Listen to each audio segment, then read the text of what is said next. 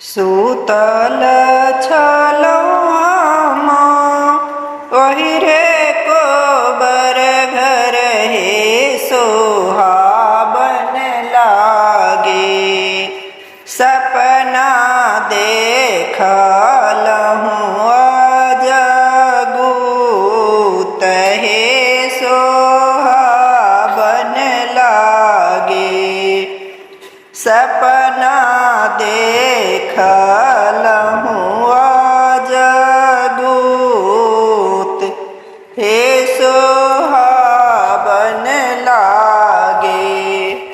पहिल सपना प्रभु बाँस बीट छल हे सोहाबन लागे।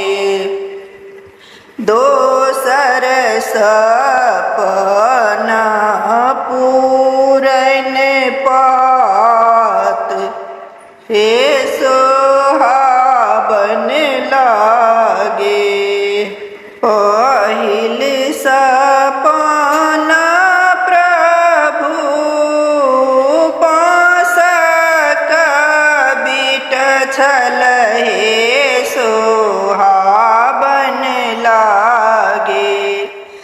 दोसर सपना पूरन पात हे सोहाबन लागे।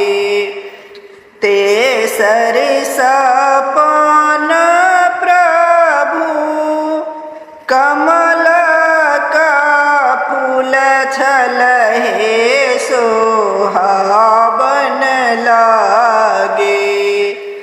चारिम सपना लह लह दूभी हे सोहाबन लागे।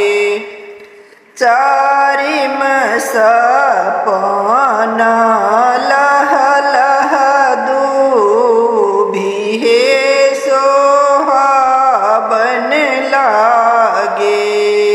बाँस बीट धानी बाबा तोहर छल हे सोहाबन लागे। पुरैना पात तोहर माए हे सोहाबन लागे।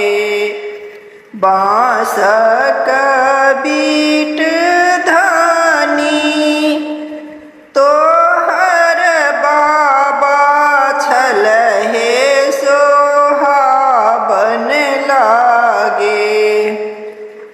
पुरैना पात तोहर माए हे सोहाबन लागे।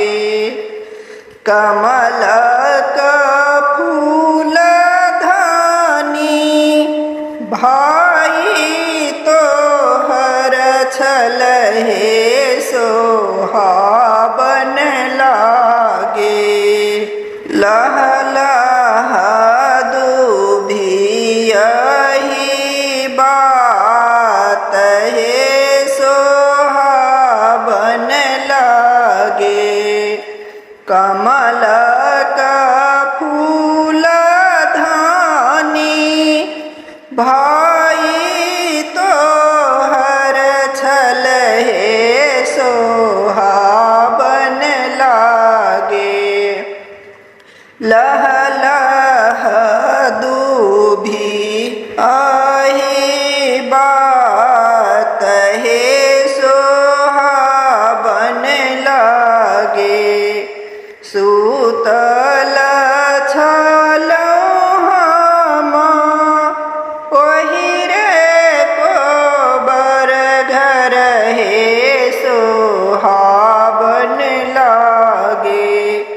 सपना देखलहूँ अजगूत हे सोहाबन लागे।